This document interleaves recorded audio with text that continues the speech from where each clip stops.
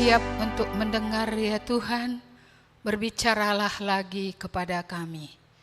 Biarlah roh-Mu yang bekerja, baik bagi hamba-Mu yang akan menyampaikan, Engkau memberikan kekuatan dan pertolongan, dan baik bagi yang mendengar, supaya selubung boleh dibuka, kami boleh melihat dengan jelas, Engkaulah Tuhan yang berbicara kepada kami.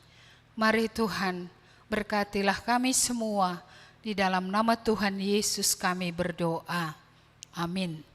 Silahkan duduk Bapak Ibu, Saudara-saudari. Mari kita membuka Alkitab kita, oleh karena ini adalah pas bulan misi, bulan Mei. Dulu sebelum pandemi, kalau bulan 5 kita selalu pertukaran mimbar ke Jawa ya. Dan dari Jawa juga datang kemari untuk share firman Tuhan. Ini selama pandemi 2 tahun ini tidak ada lagi pertukaran mimbar antara gereja-gereja GKMI yang ada. Ya, tapi mereka masih memberikan firman Tuhan untuk diberitakan dalam bulan misi. Dan dari beberapa yang dikirim saya memilih salah satu, dan ini yang saya pilih, 2 Timotius pasal 4. 2 Timotius pasal 4 ayat 1 sampai 5.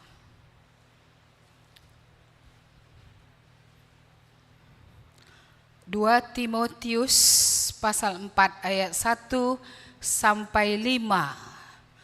Saya bacakan demikian firman Tuhan.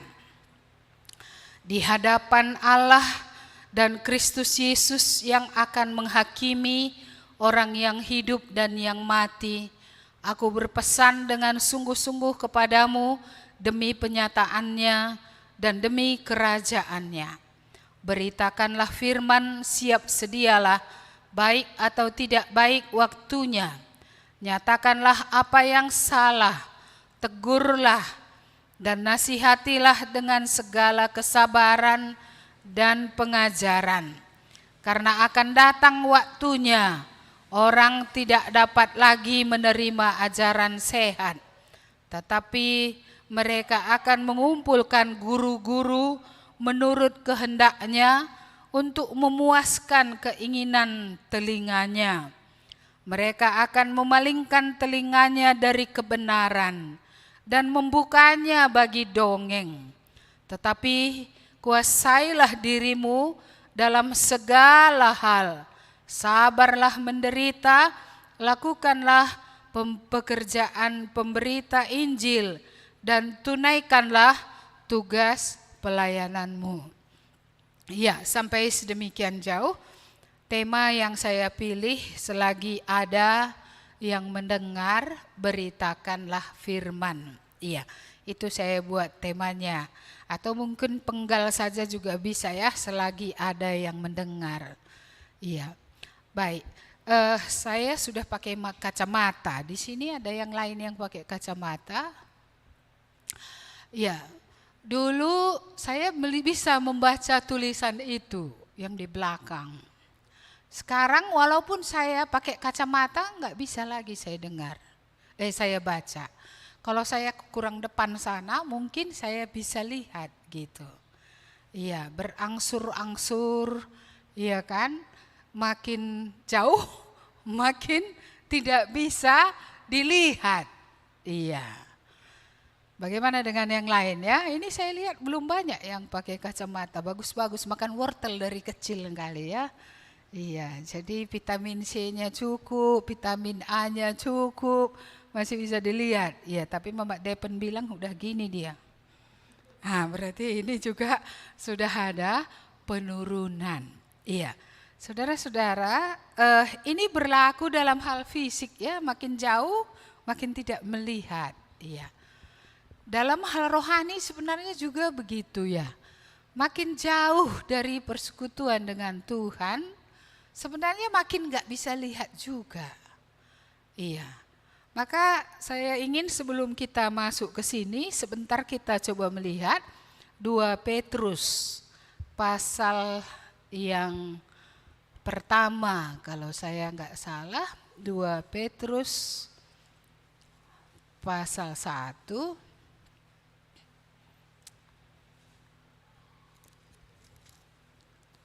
Dua Petrus 1. Iya, ayat yang ke-9. Iya. Sebab apabila semuanya itu ada padamu dengan berlimpah-limpah, kamu akan dibuatnya menjadi giat dan berhasil dalam pengenalanmu akan Yesus Kristus Tuhan kita. Ayat 9-nya, tetapi barang siapa tidak memiliki semuanya itu, ia menjadi buta dan picik karena ia lupa bahwa dosa-dosanya yang dahulu telah dihapuskan. Iya, jadi kalau kita membaca ini harus terus kita menambahkan, ya. Ketika awal ya pengenalan kita kan Tuhan sudah ada, tapi belum dalam sekali, tapi sudah tahu kita. Yesus itu Tuhan, Dia juru selamat, Dia mengasihi kita. Iya, maka pada ayat di atasnya di sini dikatakan ayat 5, justru karena itu kamu harus dengan sungguh-sungguh berusaha untuk menambahkan kepada imanmu kebajikan, dan kepada kebajikan pengetahuan, dan kepada pengetahuan penguasaan diri, kepada penguasaan diri ketekunan, dan kepada ketekunan kesalehan, dan kepada kesalehan kasih akan saudara-saudara, dan kasih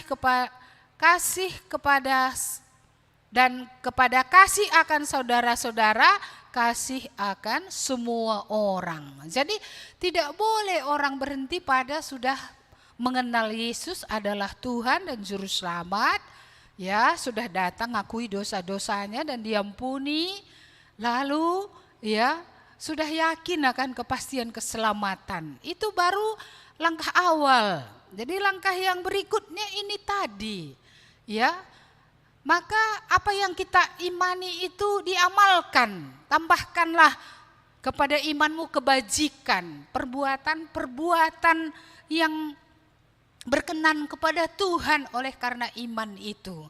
Tambahkan juga pengetahuan. Ada banyak tadi yang disuruh tambahkan ya. Tambahkan juga apalagi tadi, tambahkan penguasaan diri, ya kan? Tambahkan lagi apa? Tekun. Tambahkan lagi saleh. Saleh itu adalah hidup rohani yang bagus, bukan hanya di luar tapi juga di dalam. Ada kasih kepada saudara-saudara. Bertambah ya, dan kasih kepada semua orang. Kalau semua itu ada, baru giat. Kalau enggak ada itu, buta dan pici. Iya, buta maksudnya gimana? Iya, sampai enggak yakin lagi pun dia dosanya sudah diampuni, yang enggak yakin lagi dia bahwa Tuhan menerima dia. Ya, bisa sampai sejauh itu terjadi, bisa. Oleh karena apa? Karena matanya tidak makin terang melihat Tuhan. Karena dia makin jauh. Ya, dia mengikuti Tuhan dari jarak jauh, bukan dari jarak yang dekat. Dekat bersama-sama dengan Tuhan, berjalan terus seperti itu. Iya. Jadi mata kita terang melihat Tuhan, apa kehendak Tuhan, ya. Bagaimana hikmat dalam menghadapi apa yang kita hadapi dalam hidup ini tergantung jarak. Ya, apakah kita memang dekat dalam persekutuan dengan Tuhan terus-menerus sejak hari bertobat sampai seterusnya. Tidak berhenti udah bertobat, namaku udah tertulis di sorga, dosaku udah diampuni, cukuplah itu. Lalu aku hidup, ya. Aku mau mengerjakan apa yang mau kukerjakan gitu ya. Ya buram kalau seperti itu. Ya kita perlu memiliki mata yang terang. Dan mata kita terang bercahaya kalau Tuhan dekat, kalau firman Tuhan menguasai hidup kita. Baik, mari kita kembali ke surat Paulus kepada anak rohaninya Timotius tadi. Ya, ini ditulis surat ini dari penjara. Jadi bukan surat Filipi saja yang ditulis dari penjara, tapi surat terakhir yang ditulis dari penjara oleh Paulus adalah surat ini kepada anak rohaninya, anak yang oleh karena Injil yang diberitakannya, ya anak itu sampai kepada keselamatan. Walaupun ya ada Timotius ini pernah mendengar membaca kitab suci dari kecil, tetapi sebenarnya yang menjadi bapak rohani yang dipakai Tuhan untuk dia adalah Paulus. Iya, jadi ini surat yang terakhir dari penjara dituliskan kepada anak rohaninya. Apa yang dia katakan? Yang pertama, mengingatkan Timotius akan pertanggungjawaban kehidupan. Kadang-kadang kalau kita sudah lama memakai hidup ini, kita lupa ya bahwa itu harus dipertanggungjawabkan. Iya, bahwa Tuhan akan menghakimi pada waktunya. Ya, jadi hidup ini nggak bisa nggak ada nanti lewat-lewat saja seperti itu, tidak. Tuhan memberikan kita hidup, ya, dan Tuhan mau pada akhirnya kita akan menceritakan kepada Tuhan, ya, apa yang kita lakukan dengan hidup yang Dia berikan itu. Ya, kita akan mempertanggungjawabkan itu. Ya, kita akan mempertanggungjawabkan itu. Ada tadi di sini kata demi penyataannya dan demi kerajaannya. Penyataannya itu bagaimana Tuhan menyatakan siapa Dia. Tuhan bukan saja menyatakan diri lewat alam semesta ini, tapi puncak penyataan Allah adalah anaknya yang tunggal, diberikannya untuk kita menunjukkan siapa Dia. Karena seorang pun tidak pernah melihat Allah, tapi Allah menyatakan diri di dalam Yesus Kristus. Dengan mengenal Yesus kita mengenal Allah. Allah sudah membukakan itu, sehingga tidak ada orang yang bisa berdalih. Ya, kitab Yohanes 1 Yohanes berkata, ujilah segala roh yang tidak mengaku Yesus itu ya menjadi manusia, itu bukan roh yang benar. Ya, jadi kita melihat bahwa pengajaran tentang Kristus harus jelas. Ia datang sebagai manusia, berarti ia bukan manusia. Ia adalah Allah, tetapi Dia datang menjadi manusia. Untuk apa? Untuk menyatakan Allah itu sekaligus untuk menyatakan ya bahwa ada keselamatan. Saudara-saudara yang dikasihi Tuhan, ya, demi kerajaannya. Ada kerajaan yang tidak kelihatan. Kita kadang hanya melihat apa yang kelihatan, pemerintah yang kelihatan, tapi kita tidak melihat Allah dengan mata jasmani. Karena itu ya kita mungkin tidak menganggap penting kerajaan Allah, bahwa ada rajanya yaitu Allah sendiri, bahwa Dia menjadi raja. Ya, secara rohani kita tidak melihatnya, walaupun memang nanti secara jasmani pada akhir zaman kita akan melihatnya. Karena pada waktu itu Dia akan menyatakan diri dalam seluruh kemuliaannya. Apa yang hari ini samar-samar, tapi cukupnya sejauh yang Tuhan bukakan lewat kitab suci itu semua cukup untuk mengenal Dia, untuk menyembah Dia, untuk menerima Dia, untuk mengikuti Dia dalam hidup ini, itu cukup. Ya, jadi itu sudah dikaruniakan, tapi pengenalan yang terang benderang gitu ya. Ketika kita sudah bertemu dengan Tuhan, ya, pengenalan kita di bumi ini ada batasnya, tapi cukup untuk mengenal Dialah Tuhan, Dialah Juru Selamat, ya, cukup untuk mengenal isi hatinya, ya. Tetapi secara sempurnanya nanti ketika kita sudah dalam tubuh yang baru, ketika kita sudah hidup dalam berhadapan muka dengan Allah. Iya, face to face ya, berhadapan muka dengan Tuhan. Jadi yang pertama diingatkan oleh Paulus kepada anaknya yaitu ada pengadilan Tuhan. Jangan sia-siakan Tuhan menyatakan diri itu gitu. Jangan lupakan bahwa ada kerajaan yang hari ini belum kelihatan, tetapi ya kemudian akan kelihatan pada saatnya, yaitu dalam Yerusalem yang baru ataupun langit dan bumi yang baru. Di situ nanti semua kelihatan. Tidak ada lagi pengenalan yang tidak sempurna. Iya, saudara-saudara yang dikasihi Tuhan, ini sangat penting ya. Iya, sangat penting Tuhan menyatakan diri kepada Timotius. Timotius menjadi percaya. Timotius mengerti ada kerajaan Allah. Sehingga kadang kalau kerajaan dunia mendatangkan penderitaan bagi orang percaya, bahkan di belahan bumi, ya, bahkan di sejarah gereja ada cukup banyak ya orang percaya menderita, tetapi mereka tetap menghargai raja di atas segala raja yang melampaui setiap kuasa dan melampaui setiap pemerintahan yang ada. Jika mereka memilih, mereka tidak akan memilih ya yang kelihatan, mereka akan memilih yang tidak kelihatan. Karena sekalipun Allah tidak kelihatan, tapi Allah dapat dikenal karena Dia menyatakan dirinya dalam Yesus Kristus, dan dalam iman kita melihat Dia, dalam iman kita tahu bahwa Dia ada, dalam iman kita tahu bahwa hidup ini harus dipertanggungjawabkan. Iya, jadi jangan lupa ya, entah kita bertobat, ya harus juga ada pertanggungjawaban hidup setelah kita bertobat. Yang belum bertobat, jangan merasa bahwa aku akan bisa lewat dari pengadilan Allah. Tidak akan ada yang bisa lewat.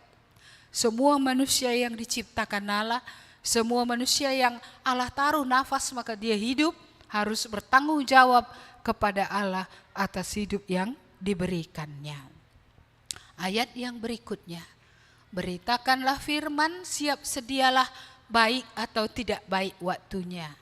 Ketika semua baik, ya semangat ya cerita firman Tuhan. Tapi di sini dia bilang baik, tidak baik waktunya. Berarti tidak pada waktu yang baik saja. Jadi saya teringat deru perang ya di bumi, di belahan bumi yang lain. Apakah Injil berhenti diberitakan karena perang, karena pengungsian? Saya mendengar berita yang menggembirakan dari tim Mennonite yang ada di Eropa, bahwa ada 100 orang yang datang kepada Tuhan dalam pertobatan selama masa perang ini. Iya, kadang-kadang apa yang tidak bisa dicapai pada waktu damai, iya bisa dicapai pada waktu situasi tidak terlalu baik. Tapi satu yang saya lihat di situ, Allah tetap mengontrol seluruh dunia dan Dia masih tetap mencari yang hilang. Dia masih tetap ingin menemukan orang-orang yang hilang. Dia masih ingin menyelamatkannya.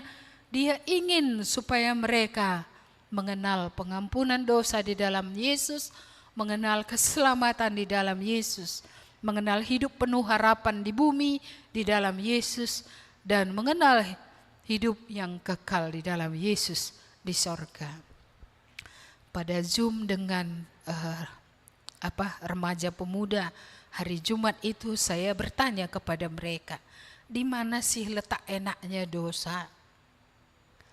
Di mana letak enaknya dosa? Maka orang terus mau berdosa. Lalu kalau enak, seenak apa dan berapa lama enaknya? Iya, bukankah dosa membuat orang ya merasa rendah diri? Bukankah dosa membuat orang tidak sanggup memandang mata orang lain dengan jujur? Tidak sanggup memandang mata Tuhan juga? Bukankah dosa merendahkan harga diri? Bukankah manusia segambar dengan Allah, tapi setelah berdosa jadi mirip hewan? Tidakkah itu menurunkan ya kualitas manusia? Jadi apa enaknya kalau ininya yang didapat oleh manusia? Ya, kalaupun enak-enak berapa lama? Dan enak seperti apa kalau bekasnya itu adalah kepahitan? Bekasnya itu adalah kesulitan, bekasnya penderitaan. Tidak ada damai sejahtera, tidak ada sukacita, hidup yang tertekan. Di bumi sudah seperti itu dan tidak mendapat hidup kekal di surga. Jadi di mana enaknya? Belum lagi rasa bersalah yang mengejar. Ya, mengejar terus. Orang tidak tahu apa yang kita lakukan. Hati nurani kita ini yang terus menuduh kita. Kamu begini, kamu seperti ini. Bagaimana membungkam hati nurani itu? Dapatkah dia dibungkam? Dia bisa ditekan, tapi dibungkam total saya rasa tidak bisa. Dia akan tetap bekerja menuduh. Karena hati nurani adalah salah satu juga cara yang dipakai Allah untuk menyadarkan. Walaupun kadang hati nurani ini kalau sudah dilatih untuk terus menerima yang salah, kadang-kadang mekeng, udah keras dia. Tapi ada satu lagi yang meyakinkan, yaitu Roh Allah. Dan Roh Allah ini tidak bisa disogok, Roh Allah ini tak bisa dibungkam. Dia tetap akan mengingatkan, dia tetap akan membuat orang itu feeling guilty, merasa salah, sekalipun seluruh dunia tidak tahu. Iya, dulu saya pernah mendengar kisah nyata tentang seorang yang membunuh istrinya, dipotong-potong lalu dikuburkan di belakang rumah di bawah pohon. Tidak seorang pun tahu. Lalu kemudian dia menjual rumah itu. Dia hanya melaporkan ke polisi, istri saya hilang. Ya, dia menjual rumah itu, dia pindah ke daerah yang lain, membeli rumah baru, memulai hidup baru, bertemu dengan perempuan lain, menikah dengan perempuan itu, dan memiliki anak-anak. Tapi apa yang terpendam, yang manusia lain tidak tahu, terus mengejar dia, sering malam-malam, dia bermimpi, dia gelisah. Istrinya tidak mengerti, kenapa suamiku selalu gelisah. Ya, dia tidak mengerti, ada waktu-waktu tidak tenang dalam hidup suaminya ini. Rasa bersalah.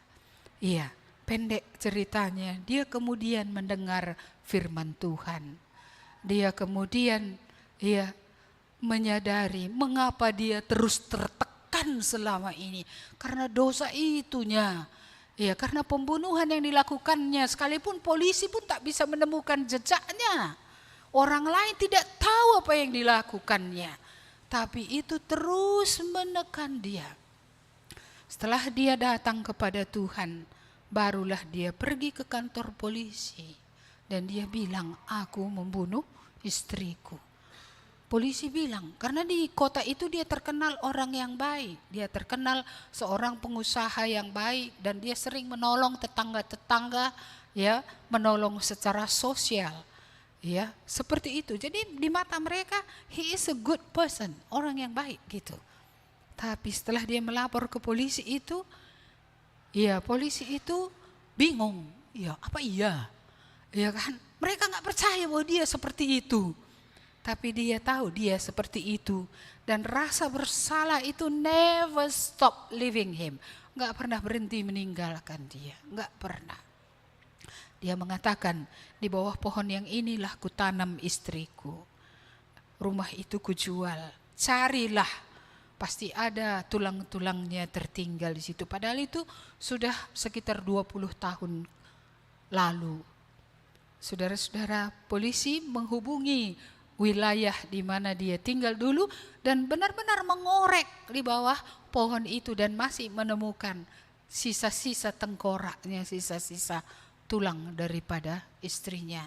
Dan dia ditangkap, masuk ke dalam penjara. Tapi dia senang karena bukan saja Tuhan sudah mengampuni, tapi dia ingin juga menjalani hukuman akibat daripada kesalahannya itu. Dia tidak ingin Tuhan mengampuni lalu sudah selesai. Dia tidak menerima hukuman secara hukum. Dia menyerahkan diri juga secara hukum. Ya, dan dia akhirnya dihukum berdasarkan pengakuannya itu. Ada Roh Allah yang menyadarkan manusia. Dan sebenarnya hanya itulah harapan ketika kita preaching the word, memberitakan Injil tadi. Karena ya kadang-kadang kita bisa menjadi putus asa. Apakah orang mendengar? Apakah akan orang diselamatkan? Tapi saya mengingat ketika saya meninggalkan pegawai negeri saya dulu sebagai guru SMA, pegawai negeri, pegawai pemerintah, saya mengundurkan diri. Saya mengingat itu dulu doa saya. Tuhan, kalau hanya beberapa saja pun nanti saya beritakan Injil kepada mereka dan mereka diselamatkan, cukuplah itu sebagai ganti daripada saya meninggalkan segala sesuatu. Dan saya bersyukur kepada Tuhan Roh Kudus, dan itulah menjadi isi hati Tuhan terus sampai kedatangannya, ya, supaya Injil masih bisa diberitakan. Kita pernah mendengar Matius pasal 28 itu ya, pergilah ya kan, beritakanlah Injil. Ya, dan jadikanlah semua bangsa menjadi muridku. Baptislah mereka dalam nama Bapa, Anak, dan Roh Kudus. Dan ajarkanlah segala sesuatu yang kuperintahkan kepadamu. Dan aku akan menyertai kamu sampai kesudahan zaman. Ada perintah Tuhan, ada janji Tuhan. Di sini juga tadi dikatakan, ya beritakanlah. Ya, firman, baik tidak baik waktunya. Entah itu waktu damai, entah itu waktu perang, entah itu waktu kita berkelebihan, entah itu kita berkekurangan, entah kita sehat, entah kita sakit. Ya, Tuhan mau Injil ini boleh diberitakan supaya manusia yang seharusnya berakhir di dalam kebinasaan dalam lautan api tidak akan jadi ke sana, berhenti di tengah jalan karena Tuhan, dan berbelok kepada jalan yang lurus, jalan keselamatan. Itulah Tuhan Yesus. Yesus berkata, akulah jalan dan kebenaran dan hidup. Tidak seorang pun sampai ke sorga, tidak seorang pun sampai kepada Bapa kalau tidak melalui aku. Percayakah kita tidak ada keselamatan yang lain? Iya, di bawah kolong langit ini tidak ada nama yang diberikan kepada manusia yang olehnya kita dapat diselamatkan selain Yesus, Allah yang menjadi manusia. Hanya Dia yang bisa menyelamatkan. Hanya Dia pohon keselamatan bagi setiap suku, bagi setiap bangsa. Perintah Tuhan kalau tidak dilakukan dosa. Kalau tidak ditaati, kita bersalah di hadapan Tuhan. Lagi pula bukankah kita berhutang? Kristus membayar lunas seluruh hutang dosa kita. Kita nggak bayar apa-apa. Lalu dia bilang, ceritakan juga bahwa untuk yang lain itu juga aku sudah mati untuk mereka. Aku juga sudah membayar lunas hutang dosa mereka. Kita berhutang Injil ya kepada orang lain, karena kita menerimanya juga tanpa bayaran. Kita hanya beriman kepada apa yang Yesus kerjakan, bahwa Dia benar-benar sudah memberikan dirinya, sudah memberikan nyawanya ganti kita di kayu salib. Iya, jadi kita punya hutang ya. Orang percaya punya hutang karena dia menerima keselamatan gratis.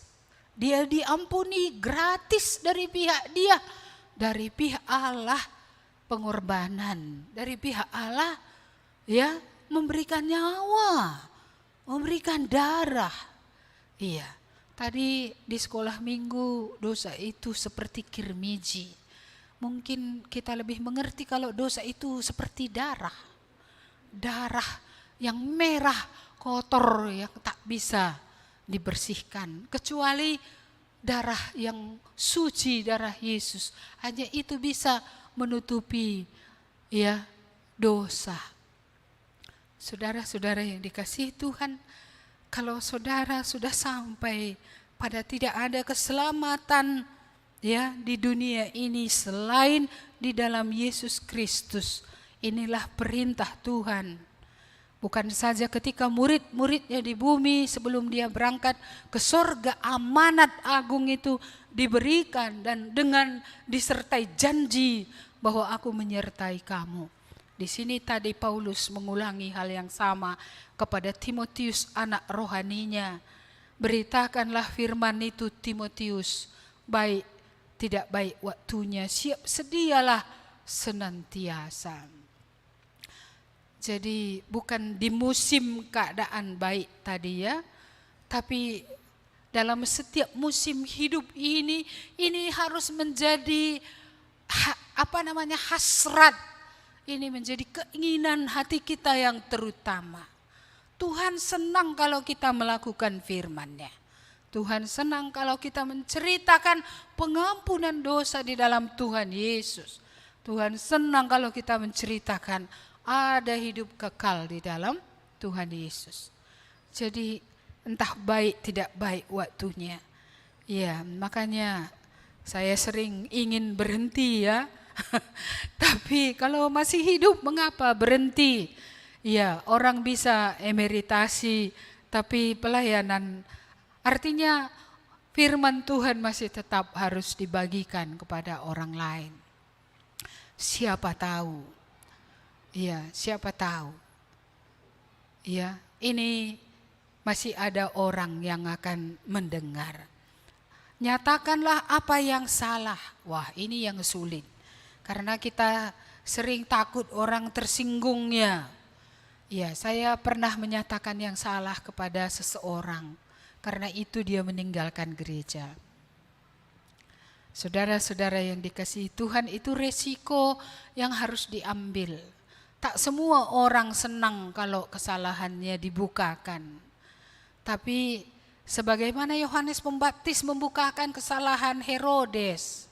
Engkau tidak halal mengambil istri saudaramu jadi istrimu. Kamu mencuri istri saudaramu menjadi istrimu. Ya, dia menegurnya. Ada harga yang dibayar, ya dia ditangkap. Dan karena tugasnya sudah berakhir, Tuhan mengizinkan dia dipotong. Seperti kasar ya. Tapi karena tugasnya sudah selesai, Tuhan mengizinkan dia mati. Kalau tugasnya belum selesai, pasti Tuhan tidak mengizinkan dia mati. Maka kita yang masih hidup ini, maka kita masih hidup, masih ada yang Tuhan mau, kita kerjakan. Kalau sudah tidak ada lagi, kita pun akan pulang juga ini. Makanya yang diam-diam nggak ngapa-ngapain ini, saya takut ini. Ya kan, karena nggak ngapa-ngapain lagi, ngapain lagi? Untuk apa lagi Tuhan tiap hari harus kasih makan, tiap hari kasih udara, ya kan? Tiap hari harus ya ditopang oleh Tuhan, bertobat tidak mau, atau sudah bertobat tapi hanya hidup untuk diri saja. Ya, hanya hidup untuk artinya mengharapkan dunia.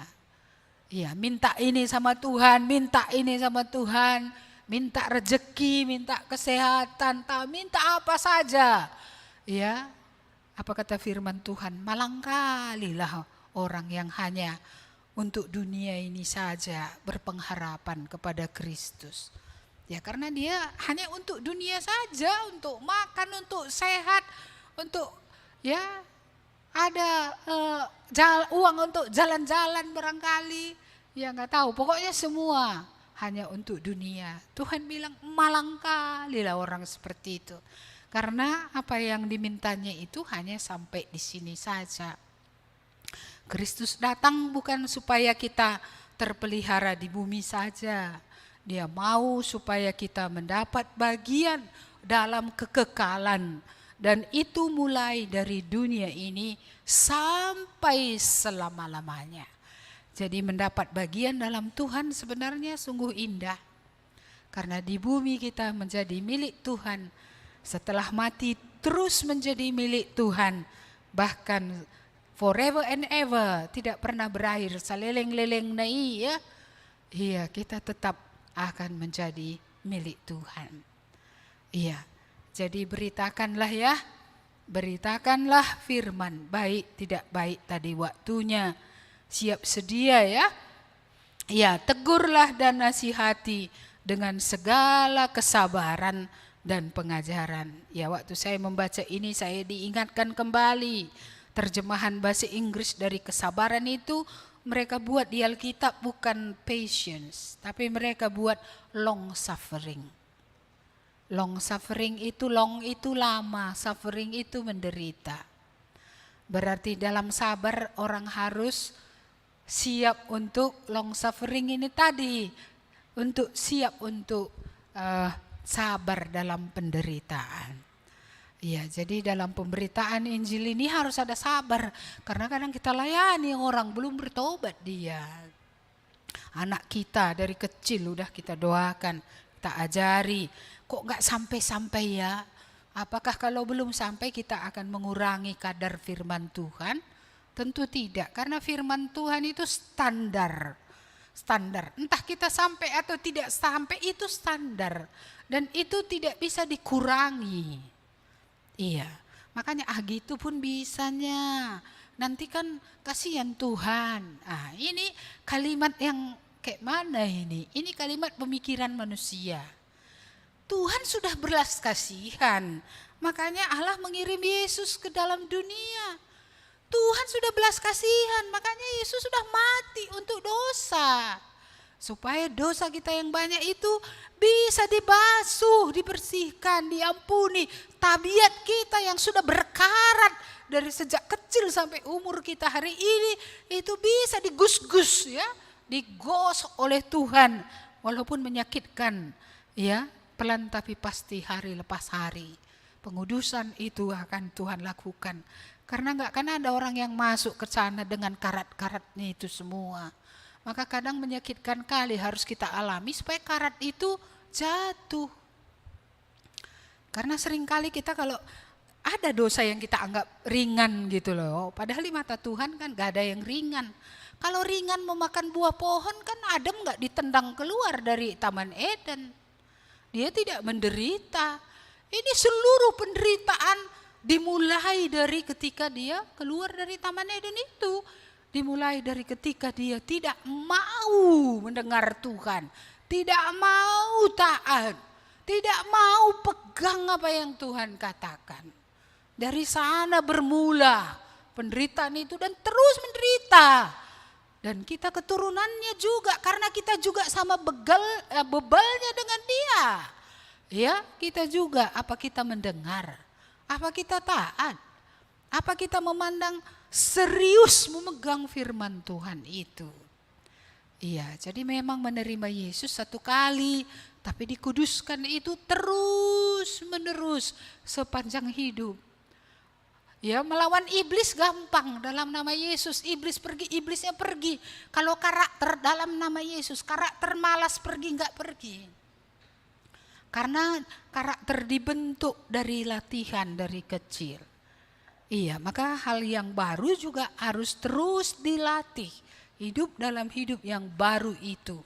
Sehingga karakter lama itu ataupun kebiasaan lama itu akan sudah diganti dengan kebiasaan yang baru. Dan kebiasaan baru itu tentu dimulai dari tahap pertama ya. Iya, melakukan pertama kali, baru lakukan kedua kali, lakukan ketiga kali. Seperti itu ya. Saya memberitakan firman pun gitu. Pertama-tama gemetar kaki. Kayak mana nanti kalau yang berjenggot ini marah dia kalau aku sampaikan firman Tuhan. Kayak mana nanti kalau orang ini tersinggung. Kayak mana nanti kalau dia nggak mau dengar firman Tuhan, banyak kali pertimbangan. Sebenarnya kalau Tuhan suruh lakukan saja, resiko nanti ditanggung bersama-sama dengan Tuhan. Apakah Tuhan tidak akan melindungi? Apakah Tuhan tidak akan membela? Ketika saya pertama mengusir setan juga gitu ya kan. Saya takut, tapi saya ingat kalau Tuhan bilang, ya tanda-tanda ini menyertai orang percaya. Ya kan, mereka akan mengusir setan dalam namaku gitu. Ya jadi kayak mana? Ya kalau nanti gak keluar kayak mana? Tapi saya ingat itu dan saya berpikir gini, kalau Tuhan yang ngomong masakan gak jadi sih? Masakan gak jadi kalau Tuhan yang ngomong.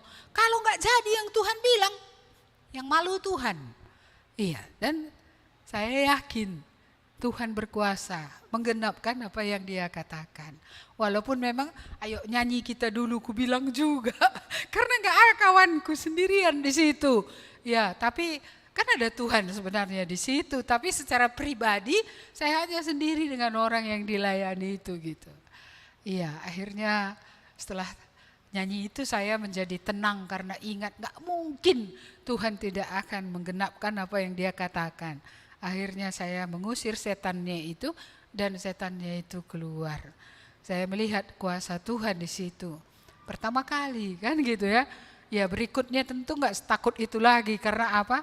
Karena sudah pernah melihat bagaimana Tuhan menggenapkan. Maka berikutnya pun pasti Tuhan buat lagi gitu. Ya jadi mulai beritakanlah firman. Beritakanlah firman. Nyatakan apa yang benar. Anak-anak kita ini perlu dari muda dikasih tahu yang benar. Walaupun hari ini mungkin tidak langsung lengket semua. Kasih tahu yang benar. Kasih tahu yang salah. Ya, dan biarlah Roh Kudus menolong mereka untuk membuat pilihan. Yang berikutnya, sebenarnya kalimat yang ketiga ini yang sangat mengharukan bagi saya. Karena akan datang waktunya orang tidak dapat lagi menerima ajaran sehat. Tetapi mereka akan mengumpulkan guru-guru menurut kehendaknya untuk memuaskan keinginan telinganya. Mereka akan memalingkan telinganya dari kebenaran dan membukanya bagi dongeng. Iya. Berarti kalau sekarang selagi masih ada waktu, gunakanlah waktu yang masih ada. Gunakan kesempatan yang ada. Karena akan tiba waktunya, kata firman Tuhan ini, gak akan lagi mereka mendengar. Nah, ini kan sangat sedih. Saya menangis waktu membaca ini. Ya, saya menangis. Mengapa? Ya, karena akan ada waktunya. Yang benar ini gak mau lagi orang. Tapi apa yang mereka mau? Yang sedap dianggap telinganya. Makanya ketika kita khotbah gitu, kan ada orang bilang gini, pendetamu gak lucu pun katanya. Berarti dia cari apa? Cari lucu. Saya gak pula dipakai Tuhan lucu-lucu. Iya. Jadi gitu dia bilang, pendetamu gak lucu pun katanya. Jadi rupanya dia datang itu mencari lucu ya. Mencari apa? Siapa namanya pelawak itu? Iya, mungkin lebih baik dia tadi lihat pelawak ya kan. Iya. Jadi ada waktunya nanti enggak masuk lagi. Makanya kami ini masih masuk atau enggak ya? Karena lebih senang nanti orang dengar dongeng. Ya Pak Bangun pernah bilang ya, cerita-cerita itu ya malah dongeng katanya kan, begitu ya. Iya, itu malah lebih masuk gitu. Firman Tuhan enggak masuk. Iya, saya di sini agak melankolis juga. Mengapa? Karena saya kan orang sastra. Kalau saya nonton drama, mereka yang bermasalah, saya yang nangis. Jadi akhirnya Tuhan negur saya. Masalah orang di cerita itu kan itu hanya ke cerita sutradara, pandainya sutradara. Kau nangis gitu. Lalu saya pikir lagi, apa saya menangisi masalah jemaat ini lebih dari menangisi cerita. Cerita orang dalam TV loh. Cerita orang yang entah ada entah tiada pun.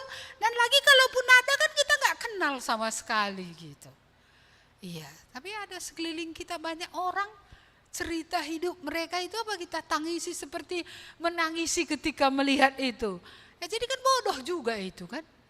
Iya, makanya saya termasuk bodoh juga. Termasuk. Iya, kadang-kadang saya pikir kok saya jadi pendeta bodoh kali ya gitu. Iya, saudara-saudara yang dikasihi Tuhan, ya akan tiba waktunya yang benar itu enggak mau orang. Yang salah itu dirigepnya, ke situ dia memang. Saya masih ingat dulu pelayanan awal di Langkat itu ya. Saya enggak tahu di kelompok mana saya pernah cerita ini. Iya, dikatakan apa yang benar, enggak mau. Lalu muncullah pengkhotbah yang sekalian memiliki ilmu hipnotis. Asal pegangnya orang jatuh, berlomba-lomba loh orang ke situ karena jatuh-jatuh itu. Ya padahal entah roh apa yang diberikannya. Ya, padahal entah roh apa yang ditransfernya lewat lewat meletakkan tangan di atas kepala orang. Iya, di Medan ini saya pernah didatangi oleh seorang yang pergi, saya tak boleh menyebut nama gereja karena itu enggak etis. Iya, dia pergi ke situ, dia sekolah ke Medan dari kampung. Iya, tapi kemudian dia menemukan ajaran yang salah dan orang itu bilang, supaya kamu menerima Roh Kudus, biar saya tumpangkan tangan saya supaya kamu menerima Roh. Lalu kemudian dia menumpangkan tangannya atas orang ini. Dan orang ini akhirnya bilang, aku sudah ditumpangkan tangan, aku sudah punya Roh Kudus gitu. Lalu apa yang terjadi setelah itu? Setelah itu ketika dia membaca Alkitab, roh yang di dalam dia itu bilang, enggak usah baca Alkitab itu. Enggak perlu baca Alkitab itu, cukup Roh Kudus saja menyertai kamu.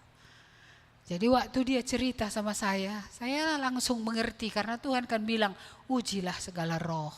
Roh Allah itu pasti memuliakan Yesus. Roh Allah itu pasti senang kalau orang baca Alkitab, merenungkannya berulang-ulang, ya, bahkan melakukan firman Tuhan itu pasti Roh Kudus sangat senang gitu. Jadi saya bilang sama dia, itu bukan roh Allah yang sama kamu itu. Masa dijauhkannya kamu dari firman Tuhan?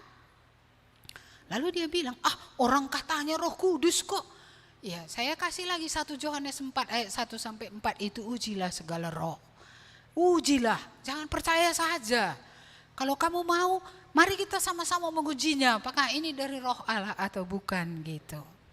Iya, dan ketika itu ya saya menyanyi lagu Yesus disalib bagiku, dia seperti kerasukan, lalu kemudian dia tertidur, gak sadar lagi apapun. Lalu kemudian saya doakan, dia sadar, saya ceritakan pada dia apa yang terjadi pada dia. Tapi dia bilang, enggak, ini roh Allah. Dia sudah disesatkan. Dia sudah disesatkan. Jadi kalau kita yang tahu yang benar, kita tidak menyatakan apa yang benar, ya, lalu yang sesat muncul, lalu orang itu tidak mengerti dan menerima itu, betapa menyedihkan. Itulah sebabnya betapa seharusnya orang yang sudah diselamatkan, yang mengerti doktrin yang benar, ajaran yang benar, harus benar-benar ya tekun untuk menceritakan firman Tuhan kepada orang lain. Kayak gini tadi, sudah diuji pun dia tetap ngotot.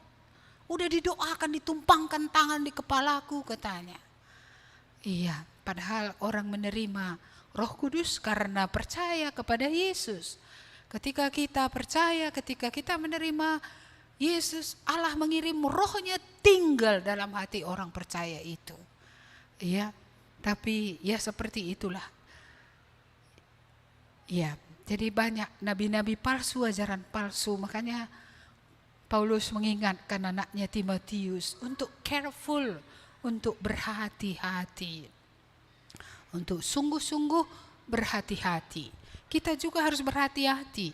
Kalau yang benar ini lalap kamu tolak, terakhir nanti datang yang salah ke situ, nanti hatimu hilanglah, binasalah. Iya, hargailah firman Tuhan yang disampaikan. Makanya Paulus bilang, dengarlah apa yang kuajarkan kepadamu. Saya sejak meninggalkan pekerjaan, bahkan sebelum itu pun saya selalu berdoa. Karena ada firman Tuhan berkata, awasilah dirimu dan awasilah ajaranmu. Saya mengawasi diri saya. Apakah Kristus ada di dalam saya? Apa yang dilakukannya? Saya juga harus mengawasi apa yang saya ajarkan. Makanya saya waktu sekolah di Singapura itu saya senang. Karena sebelumnya saya belum pernah sekolah teologi ya secara resmi seperti itu. Padahal jemaat sudah berdiri, di Kuala berdiri, di Medan berdiri, saya belum sekolah pada waktu itu. Jadi waktu itu ya saya disekolahkan oleh gereja ke Singapura itu. Saya dengar dari profesor-profesor itu kan kebanyakan guru-guru mengajarnya itu kan alumni dari Harvard, pokoknya orang-orang bertobat tapi dari sekolah yang keren-keren gitu. Ya, dan waktu mereka mengajar, Roh Kudus berbisik juga ke dalam hati saya, karena selama ini saya berpikir ini benar atau enggak sih gitu. Ya, dan waktu di sana itu saya melihat semua yang mereka katakan hanya pengulangan dari apa yang sudah Tuhan nyatakan lewat pembelajaran pribadi yang saya lakukan dari buku-buku komentari bahasa Inggris yang ada selama ini gitu. Iya, jadi saya makin, sebenarnya itu hanya meneguhkan bahwa itu benar. Ya, seperti itu saja. Yang baru sebenarnya sangat sedikit. Iya, tapi tetap yang lama itunya, yang selama ini Tuhan sudah beri, itu juga yang mereka sampaikan. Saya melihat garis yang sama dalam hal ini. Saya bilang terima kasih Tuhan, walaupun aku otodidak setelah menerima Yesus, belajar firman Tuhan dengan membandingkan bahasa Karo, bahasa Indonesia, bahasa Inggris dengan berbagai translation yang ada, NIV, SIV, ya, dan KJV gitu ya, banyak terjemahan lain, tapi Roh Kudus telah memimpin on the right track gitu ya, pada jalur yang benar, dan saya bersyukur atas hal itu. Mungkin itu sebabnya gitu ya, saya sangat menekankan tentang meneliti firman Tuhan secara pribadi dengan ya menggunakan berbagai bahasa sebagai perbandingan untuk melihat di bahasa Bataknya kayak mana, ini di bahasa Indonesia bagaimana, bahasa Indonesia sehari-hari bagaimana, kalau tahu bahasa Karonya gimana, kalau nggak tahu bahasa Inggris nggak masalah, nggak tahu bahasa Yunani pun nggak masalah, tapi kalau ada Yunani, saya punya buku di sini bisa dibaca, kalau tahu Ibrani ada, bahkan ada saya punya satu kamus, ya berbagai bahasa ada di dalamnya, bisa kita lihat arti dari nats firman Tuhan yang disampaikan. Saya ulangi lagi, ini sedih saya kalau ingat ini. Ada waktunya nanti orang tidak lagi senang mendengar yang benar. Mereka senang yang enak kupingnya lah. Diberkatilah kamu walaupun kamu terus dalam dosa. Bah kayak gini kurasa orang semua mau. Iya. Ya, kamu akan mendapat yang terbaik. Ya, kan gitu ya, enggak keluar pun dari dosa, enggak masalah, kamu akan diberkati. Iya kan? Kita bukan ekor, kita kepala, kamu akan diberkati. Iya, dosa pun di situ diberkati. Saudara-saudara, memang kalau berkat jasmani orang berdosa pun dapat. Tapi ada berkat yang takkan bisa didapat oleh orang di luar Yesus. Ya, berkat damai sejahtera, berkat sukacita, berkat keselamatan, itu dimanapun tidak bisa didapat selain di dalam Tuhan Yesus. Jadi waktu kita limited ya, terbatas ya, gunakanlah waktu yang masih ada, karena nanti waktunya nggak ada lagi. Kamu cerita pun nggak didengar orang lagi. Ya, ini entah masih ada 2 kuping yang mendengar, 3 kuping yang mendengar. Selagi masih ada kuping yang mendengar, beritakan saja. Iya, karena itu artinya kesempatan masih diberi Roh Kudus bagi orang untuk bertobat, untuk percaya. Iya, dan saya ingatkan, kalau sudah berulang-ulang saudara mendengar yang benar, jangan keraskan hatimu.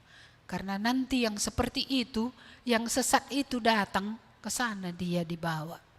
Karena dia tidak pernah menghargai pekerjaan Roh Kudus meyakinkan dia. Tahukah kita ada satu dosa yang tak terampuni?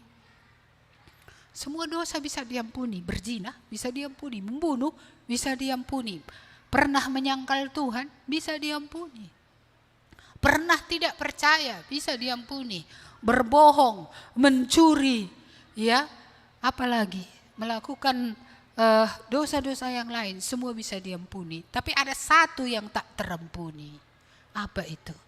Ketika Roh Allah meyakinkan, ketika Roh Allah menyadarkan, ketika Roh Allah berbicara, saudara menepis Roh Allah itu, nggak mau diyakinkan, nggak mau disadarkan. Lalu dengan apa lagi saudara mau disadarkan? Hanya Roh Allah yang bekerja di dunia ini yang bisa menyadarkan. Hanya Roh Allah yang bisa bekerja untuk meyakinkan. Hanya Roh Allah yang bisa membaharui pikiran, hati, perasaan, kemauan, hidup ini. Hanya Roh Allah yang bisa membaharui, dan itu yang saudara tidak mau. Lalu dengan apa lagi? Ya, saudara bisa disadarkan. Iya, makanya itu kata firman Tuhan, hanya satu dosa itu aja, menghujat Roh Kudus, menolak pekerjaan Roh Kudus di dalam diri kita ini, yang terus berbicara, yang terus meyakinkan.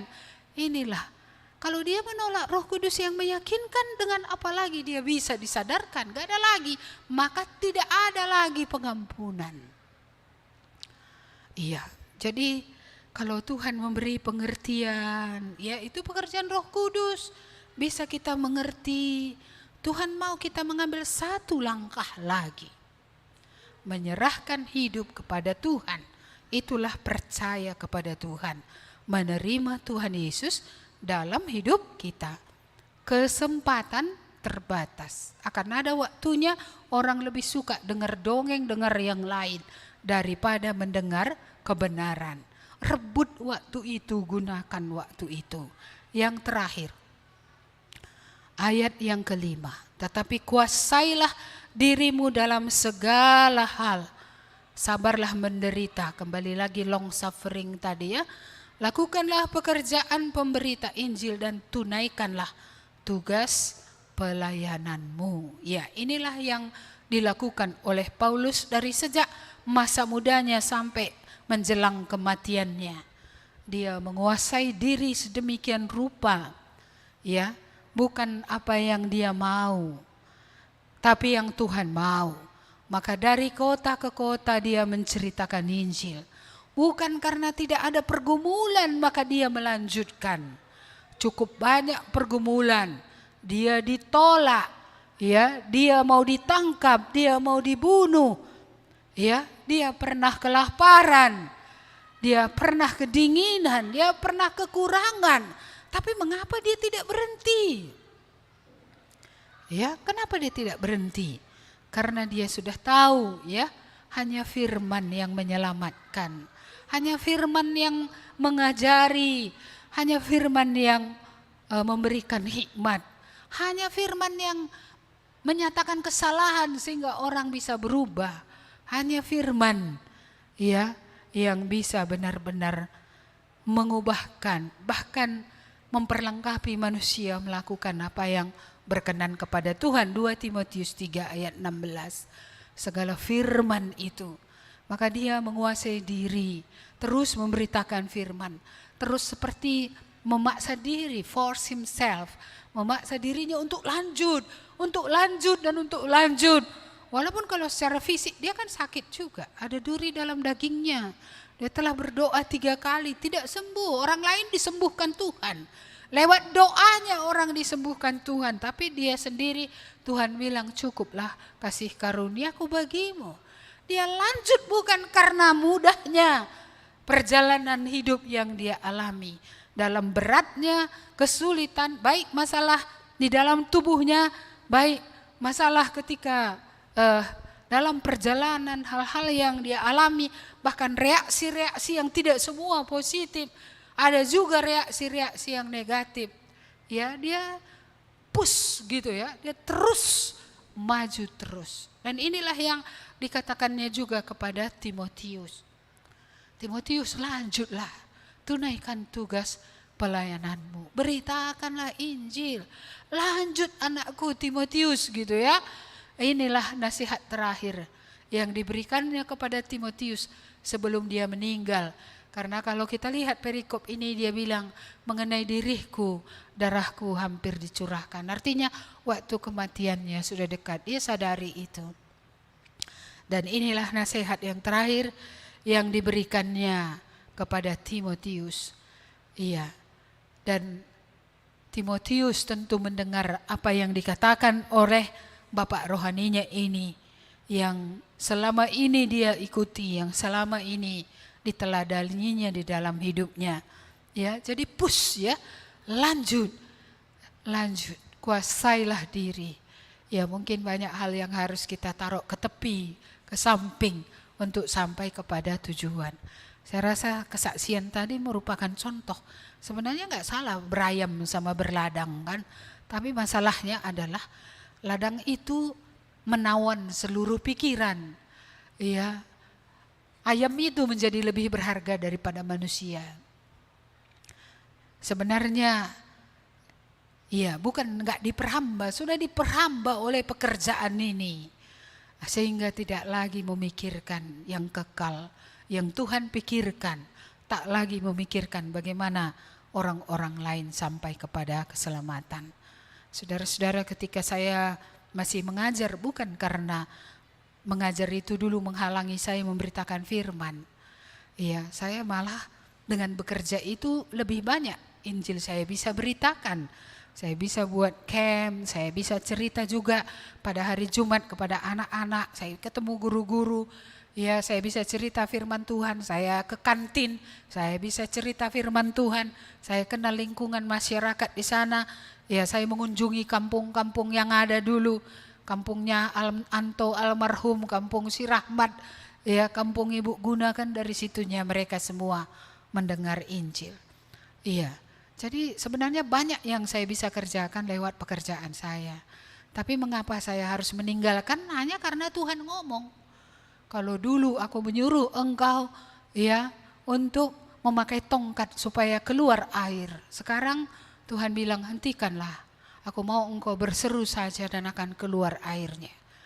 Iya, karena kehendak Tuhan saya berhenti dari pegawai negeri menceritakan firman Tuhan kepada orang lain. Tanpa tongkat, tanpa pekerjaan itu lagi. Tapi dengan berseru saja, tanpa dukungan. Tidak ada orang yang mendukung secara materi, tidak ada jemaat yang mendukung. Ya, hanya bergantung kepada Tuhan total. Dan Tuhan bekerja benar dengan berseru orang diselamatkan. Ya, dan Tuhan memelihara saya sampai hari ini. Saudara-saudara yang dikasihi Tuhan, mari ya menguasai diri dalam semua hal. Artinya hal yang tidak mendukung kepada apa yang Tuhan mau, inilah yang harus dikerat dari hidup kita. Ya, daun-daun pohon itu saya bilang sama orang di rumah ini, pangkaslah daun itu. Terlalu gemuk daunnya, tak berbuah dia. Hidup ini pun kalau daunnya aja banyak, ya akhirnya tidak berbuah. Saudara-saudara, apa yang perlu dipangkas? Bukan semua tadi dosa yang dipangkas. Kalau dosa kan wajib dipangkas. Kadang-kadang itu bukan dosa, tapi itu bukan sesuatu yang membangun. Itu bukan sesuatu yang berguna. Itu bukan sesuatu yang akan mempercepat kerajaan Allah semakin luas gitu ya. Orang-orang diselamatkan. Itu malah menghalangi gitu ya. Kan lebih bagus itu dipangkas supaya ada yang bisa kita kerjakan. Sehingga apa yang menjadi isi hati Tuhan, semua bangsa mendengar firman Tuhan dan diselamatkan, itu akan genap pada akhirnya. Amin. Mari kita bersatu dalam doa. Terima kasih Tuhan untuk firman-Mu. Engkau mengingatkan kami lagi, lewat firman ini hidup ini harus dipertanggungjawabkan karena ada pengadilan Tuhan. Dan Engkau juga memerintahkan ya Tuhan untuk memberitakan firman-Mu, karena firman-Mu lah yang berkuasa untuk menyelamatkan, mengubahkan. Firman-Mu lah ya Tuhan yang dapat memperbaiki kehidupan. Firman-Mu menyatakan kesalahan.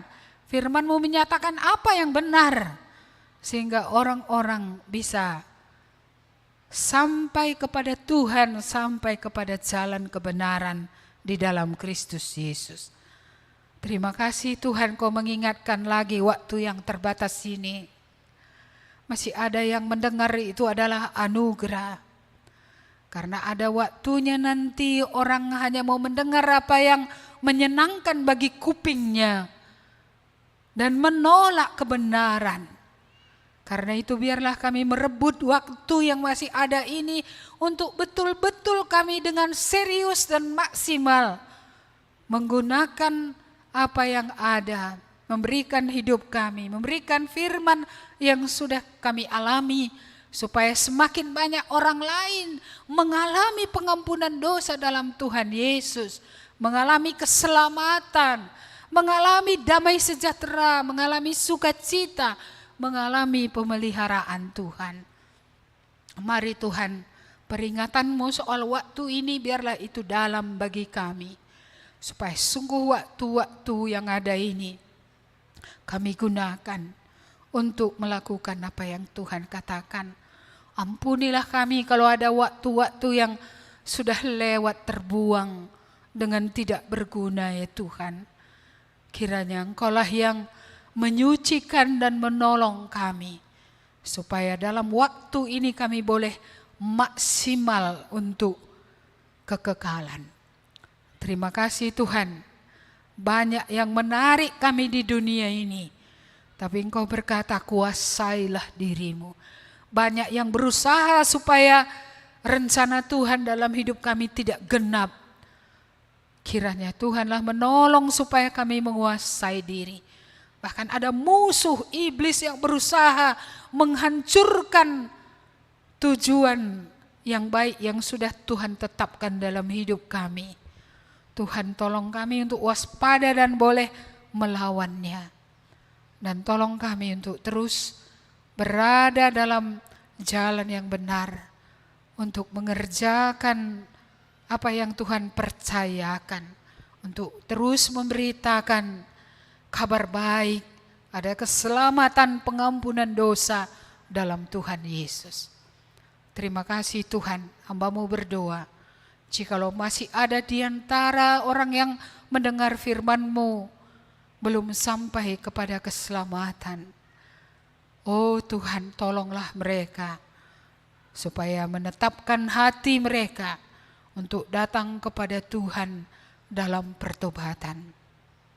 Hanya Engkaulah Tuhan, keselamatan satu-satunya.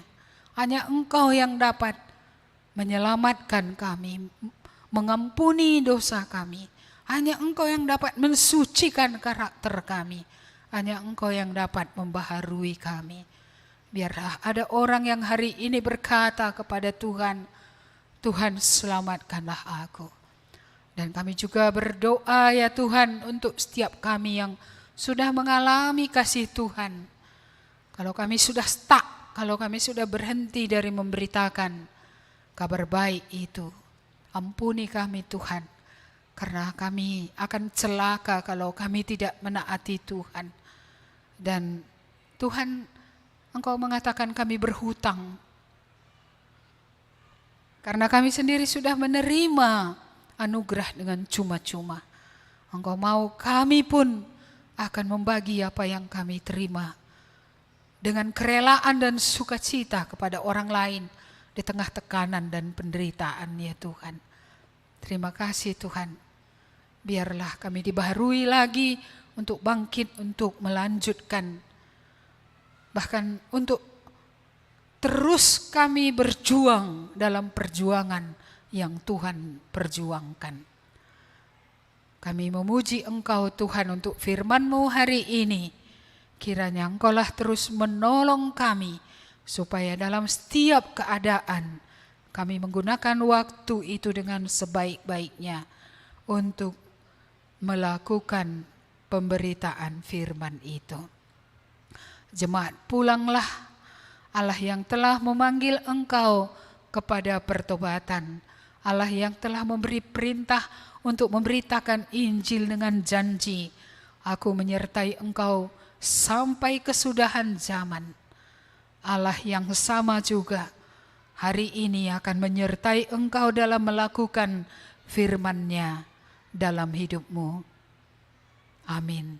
Kepada Allah beri puji. Kepada Allah beri puji, semua makhluk dipujinya.